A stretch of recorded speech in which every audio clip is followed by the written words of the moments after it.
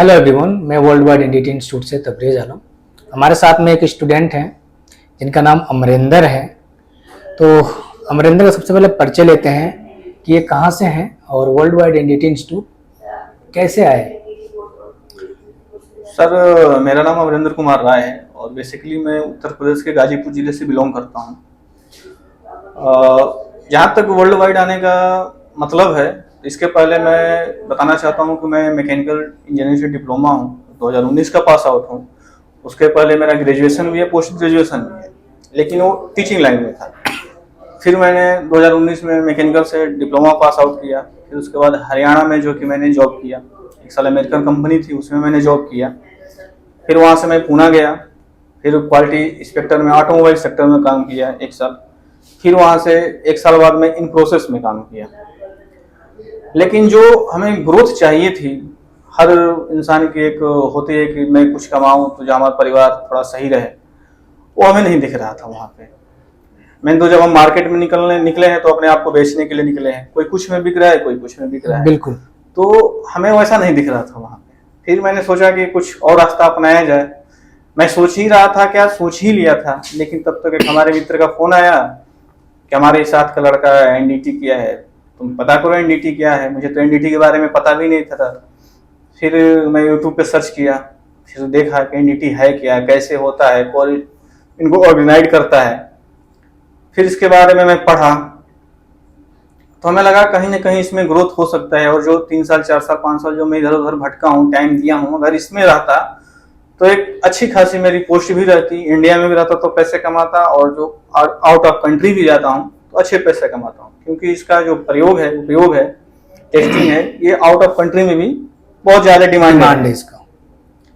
तो फिर मैं सर्च किया यूट्यूब पे, तरह तरह के इंस्टीट्यूट है।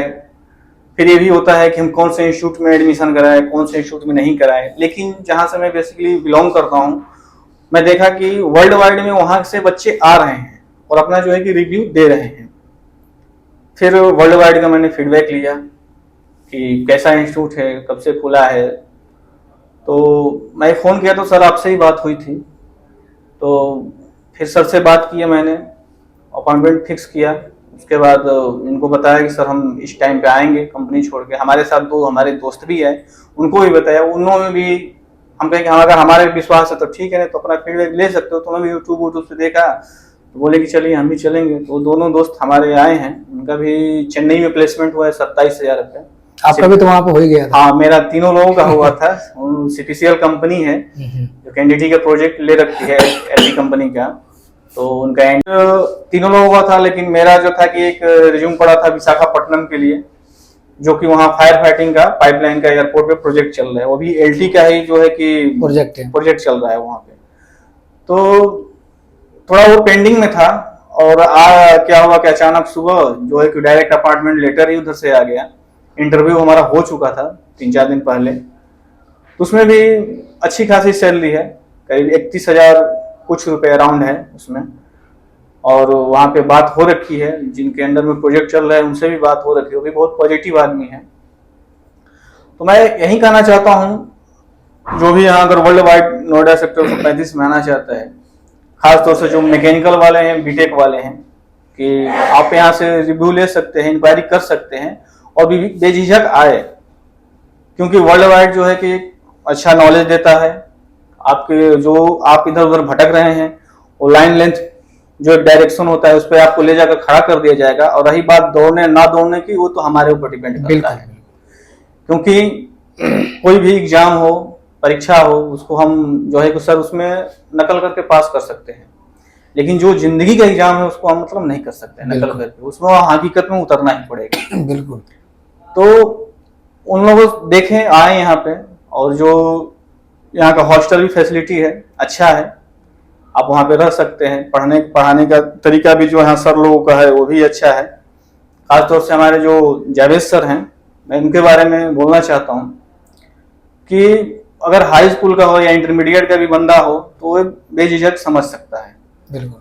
हिंदी भी समझ सकता है, अगर इंग्लिश समझना है तो इंग्लिश भी समझ सकता है। अगर उसको कोई भी एवरीथिंग कोई भी प्रॉब्लम आ रही है कि हमें ये टॉपिक समझना है, तो ये एक बार नहीं वो 10 बार पूछ सकता है, उसको समझाया जाएगा। जब तक समझ में नहीं आएगा उसको छोड़ा नहीं जाएगा। और बाकी तो सर प्लेसमेंट की गारंटी है ही है। अच्छा अमरिंदर, आपने जैसे बोला कि प्लेसमेंट की 100% गारंटी है, सच में 100 प्लेसमेंट की तो 100% गारंटी देते ही हैं और हम कराते भी हैं। ठीक है, आपकी जो पहले प्लेसमेंट हुआ था आपका फ्रेंड के साथ ही हुआ था जी। आप उनके साथ ही जाने वाले थे, लेकिन हम आपके एक और रिज्यूम दिए थे जहाँ पे इंटरव्यू हो चुका था आपका, जी, थोड़ा जी। पेंडिंग में था, लेकिन डायरेक्ट आज आपको कॉल आया जहाँ पे आपका सैलरी 31,000 है, प्लस रहना खाना कंपनी दे रही है।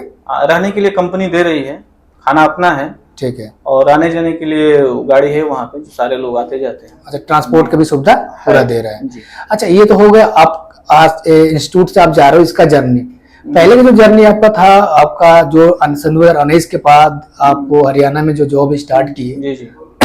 वहाँ पे क्या सैलरी था आपका? हरियाणा में जब मैं 2019 में स्टार्ट किया तो हमारी पहली सैलरी 10,500 रुपये थी, 10,500 थी। और एक ऑटोमोबाइल कंपनी में असेंबली लाइन में से मैं स्टार्ट किया हूँ, तो उसका भी कहीं ना कहीं आज बेनिफिट मिल रहा है। ये नहीं सोचना चाहिए कि मैं, हाँ, क्योंकि असेंबली लाइन में मैं तो ये कहता हूँ कि अगर नए लड़कों को 6 महीना काम करा दिया जाए तो उसकी जो सहन शक्ति है वो पता चल जाती है, वो कितना टाइम वर्क कर सकता है। आज उसका ही देन है कि हम लोग कहीं भी 16 घंटे 12 घंटे, ये भी होता है, कंपनी ये भी देखती है कि बंदा काम कर सकता है कि नहीं, खड़े रह सकता है कि नहीं, तो इसका भी कहीं ना कहीं है। और आपका जो पुणे में थे वहां पे क्या सैलरी था?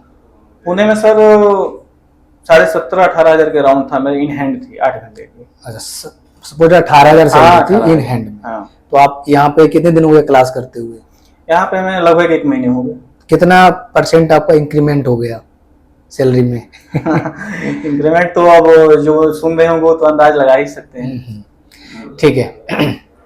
अच्छा आप काफ़ी सीनियर भी हैं, जो भी आपसे जो जूनियर स्टूडेंट हैं, जो डिप्लोमा हो, बीटेक हो, एमटेक हो, या फिर ग्रेजुएशन करके भटक रहे हों, तो क्या एनडीटी क्यूए क्यूसी कोर्स करके वो ग्रोथ कर सकते हैं कि नहीं कर सकते हैं? डेफिनेटली ग्रोथ कर सकते हैं, और जो कि ऑटोमोबाइल सेक्टर से ये अच्छा है, कंस्ट्रक्शन लाइन, ये बात मैं पहले से भी जानता था, लेकिन हमें ये आइडिया नहीं था कि इसमें एंट्री कैसे किया जाए। मैं इसके पहले भी जो था कि मैं प्रयास किया था किसी के माध्यम से, किसी ने किसी के माध्यम से, तो वो लोग यही बोलते थे कि इसमें एक्सपीरियंस वाले बंदे चाहिए, बिना एक्सपीरियंस वाले को हम एंट्री इसमें नहीं कर सकते। लेकिन ऑटोमोबाइल में क्या है कि फ्रेशर बंदे ऑलमोस्ट मतलब चले जाते हैं, कोई प्रॉब्लम नहीं होती है।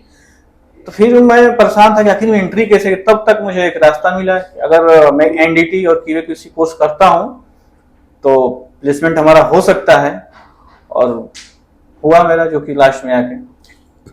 बिल्कुल, अमरिंदर से बात मेरे से ही हुई थी जब इन्होंने मेरे को कॉल किया था। इनको सब कुछ एनडीटी के बारे में, क्यूसी के बारे में A to Z गाइड किया।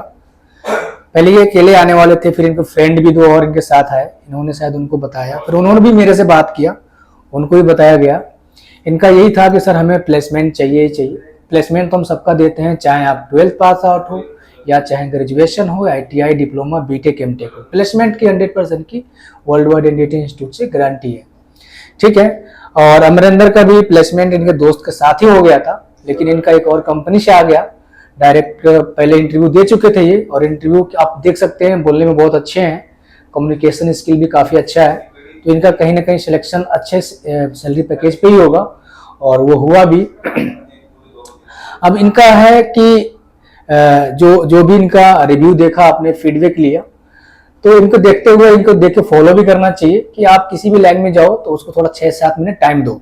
ठीक है, उससे क्या पता चलता है कि आप कितना कैपेबल हो, उस लाइन में रुक सकते हो कि नहीं रुक सकते हो। मैकेनिकल लाइन में अगर आते हो तो प्रोडक्शन लाइन में जाते हो तो उसमें थोड़ा वर्कलोड ज्यादा रहता ही रहता है।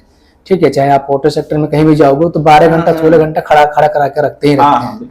ठीक है, लेकिन अच्छे पोस्ट पे जा रहे हो तो पूरा नॉलेज रहेगा, तभी तो किसी को ज्ञान दे सकते हो। ठीक है, अमरिंदर का आपने पूरा फीडबैक लिया। थोड़ा मेरा तबीयत भी खराब है और इसलिए थोड़ा आवाज में दम नहीं होगा।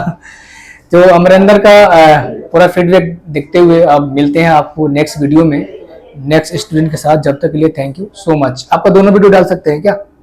बिल्कुल सर, डाल सकते हैं, इसमें कोई दिक्कत नहीं। ठीक है, और अमरिंदर आपको एक वीडियो बना के देना है वहां से जाके भी, क्योंकि बोलते बहुत अच्छे हो इसलिए। नहीं, देंगे वहां से सर भी बहुत अच्छे हैं वो। हाँ। तो बात करने से लग जाता है, तो कोई इशू नहीं होगा, मैं दूंगा। ठीक है, बाय बाय।